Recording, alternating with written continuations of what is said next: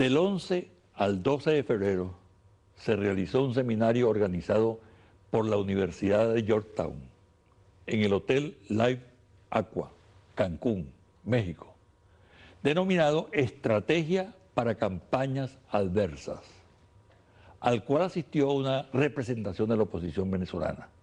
Entre los temas tratados estuvieron las campañas electorales, políticas, medición de opinión pública, nuevas tecnologías en campañas y la web, importancia de la campaña de tierra, publicidad electoral, de la agenda de campaña a la agenda del gobierno, microtargeting y contacto directo.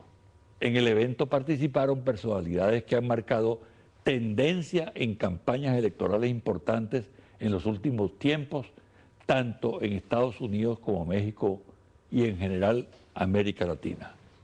La asistencia de representantes de la oposición venezolana al evento es importante para el despliegue de su ofensiva con miras al proceso electoral de 2012 y para aprovechar en el seminario a personas que tienen experiencia en el manejo y diseño relacionado con marketing publicitario a fin de direccionar el discurso político de la Mesa de Unidad Democrática MUD.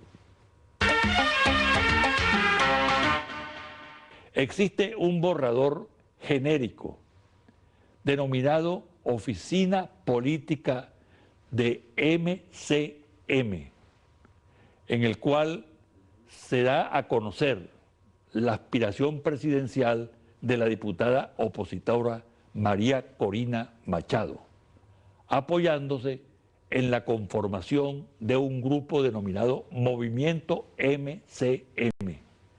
En el documento se exponen los aspectos básicos, estructurales y funcionales que tratará de aplicar ese equipo de la parlamentaria durante el año 2011.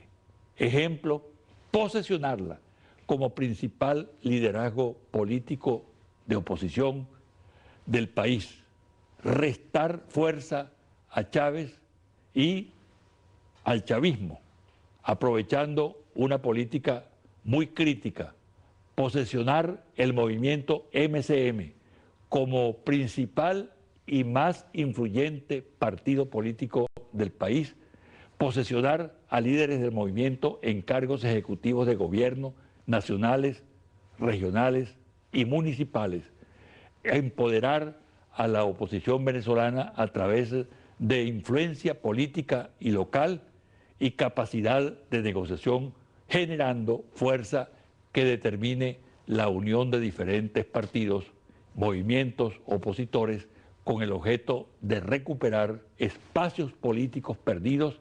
En el documento se describe la estructura interna del movimiento en cuestión.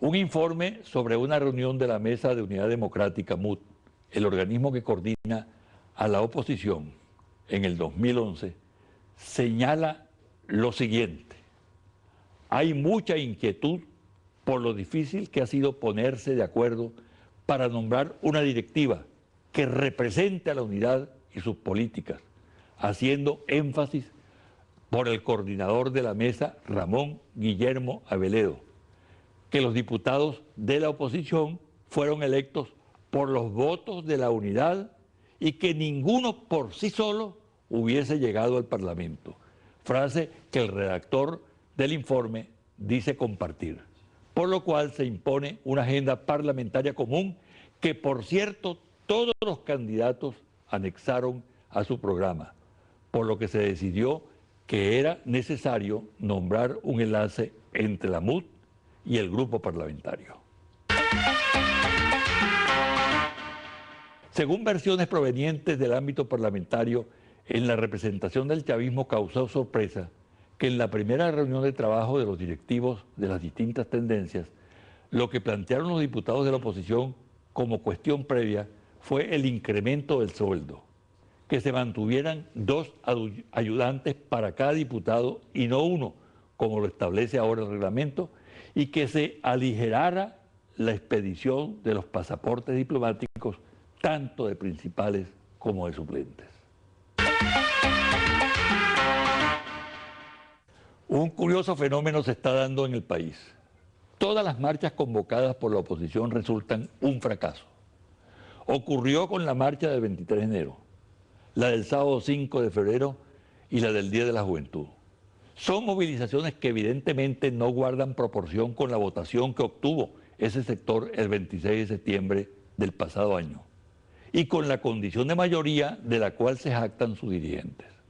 Sin duda que lo que ocurre es revelador de que la partidocracia agrupada en la MUD carece de músculo, no tiene poder de convocatoria y que aquellos que votan no lo hacen en verdad por esas organizaciones, sino por un sentimiento de rechazo al gobierno bolivariano.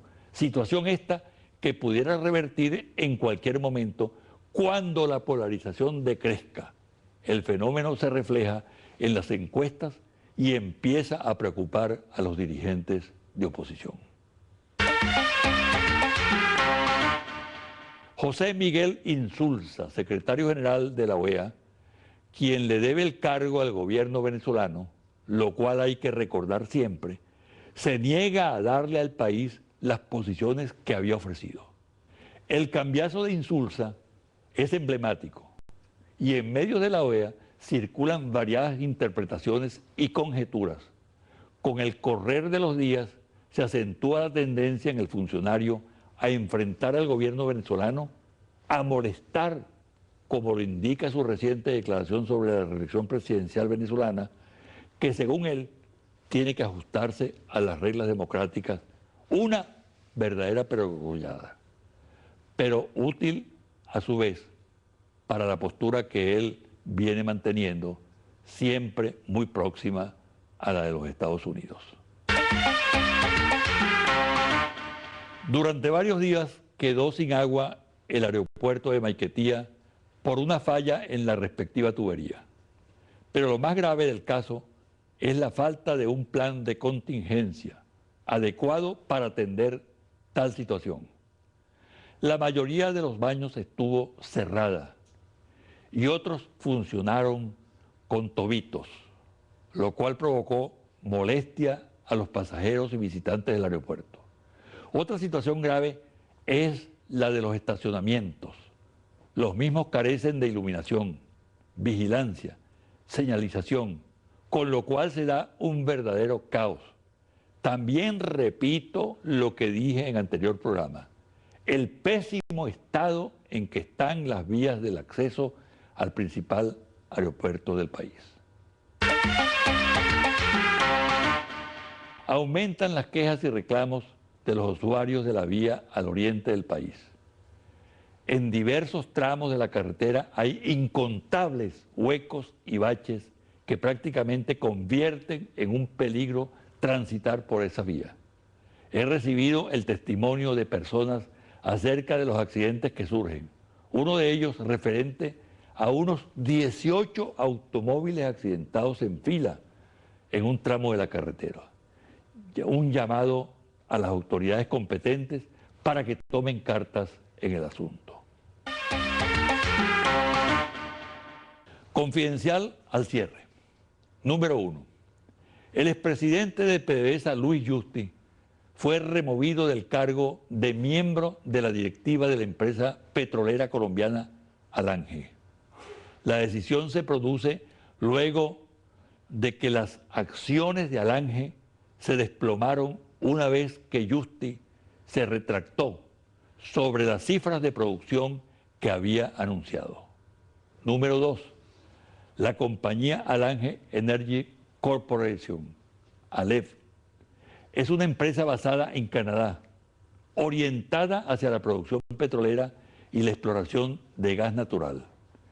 El error de Justi levanta sospechas de haber sido deliberado al informar que la producción para noviembre de 2010 era de 2.609 barriles diarios. Y después aclaró que este era el potencial de producción y no la producción real actual. Número 3.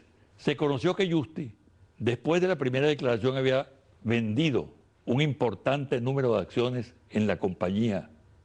Justi, quien ha sido acusado de mala gerencia, también se vio envuelto en el fraude de Stanford Bank, en el cual aparecía como miembro de la Junta Asesora.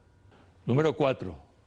La producción diaria a noviembre 29 de 2010 era de 2.609 barriles día y no como fue reportado de 4.300 barriles diarios. Declaró por comunicado de prensa la empresa Alange. Las acciones de la compañía inmediatamente cayeron en picada en un 35% en un día. La compañía declaró el miércoles 2 de este mes que Luis Justi, cofundador y director ejecutivo de la empresa, figura muy conocida en el sector petrolero, había sido reemplazado por Greg Vernon, vicepresidente ejecutivo. A Justi, expresidente de PDVSA y, por cierto, artífice del paro petrolero venezolano, le quitaron el 25% de acciones que poseía en la empresa y las autoridades competentes de Canadá le congelaron bienes y cuentas. E igualmente, la Comisión de Valores de esa nación solicitó a la de Estados Unidos información financiera sobre el personaje de Marras. Le informo a la audiencia que a partir del próximo domingo 27 de febrero, este programa saldrá al aire a las 9 de la mañana, en vez de las 10 como hasta ahora venía apareciendo, debido a reajustes de programación del canal. Así tendrán ustedes, estimados televidentes, la oportunidad de escuchar mis comentarios, los confidenciales y las entrevistas con personajes de actualidad una hora antes y disponer de más tiempo para disfrutar de otras actividades ese día. Gracias por la atención prestada y hasta el próximo domingo a las 9 de la mañana por este su canal Televen.